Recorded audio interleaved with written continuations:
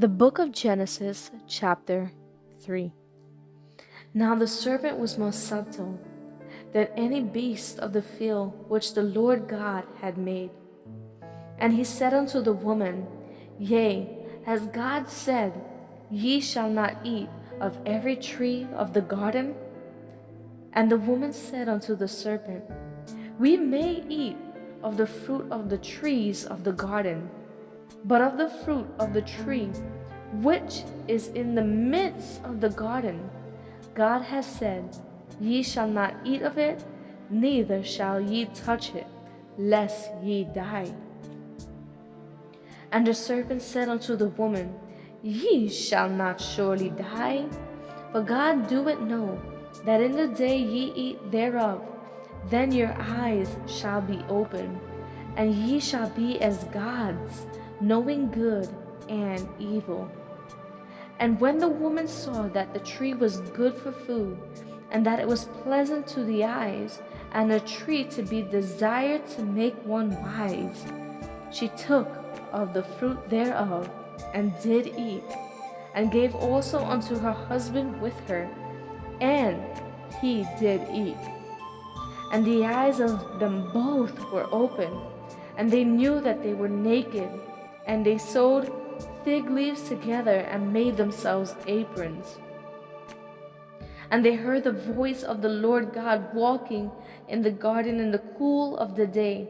And Adam and his wife hid themselves from the presence of the Lord God amongst the trees of the garden. And the Lord God called unto Adam and said unto him, Where art thou?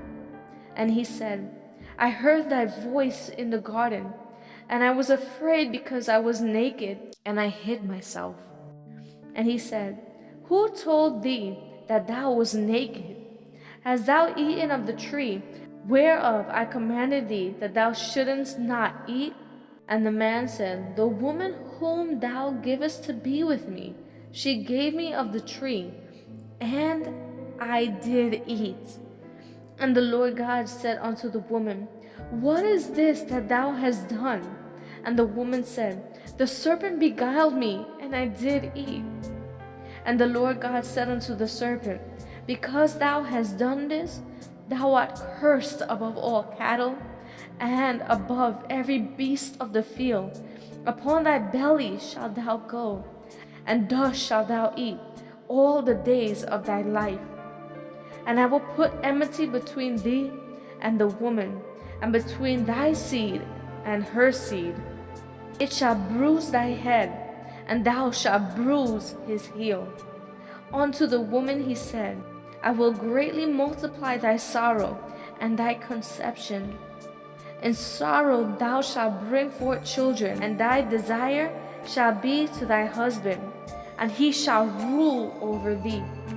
And unto Adam he said, Because thou hast hearkened unto the voice of thy wife, and hast eaten of the tree of which I commanded thee, saying, Thou shalt not eat of it, cursed is the ground for thy sake.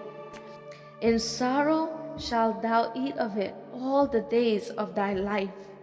Thorns also and thistles shall it bring forth to thee, and thou shalt eat the herb of the field. In the sweat of thy face shalt thou eat bread, till thou return unto the ground. For out of it wast thou taken, for dust thou art, and unto dust thou shalt return. And Adam called his wife's name Eve, because she was the mother of all living. Unto Adam also and to his wife did the Lord God make coats of skins, and clothe them. And the Lord God said, Behold, the man is become as one of us, to know good and evil. And now, lest he put forth his hand, and take also of the tree of life, and eat, and live forever. Therefore the Lord God sent him forth from the Garden of Eden, to till the ground from whence he was taken. So he drove out the man, and he placed at the east of the Garden of Eden cherubims, and a flaming sword which turned every way, to keep the way of the tree of life.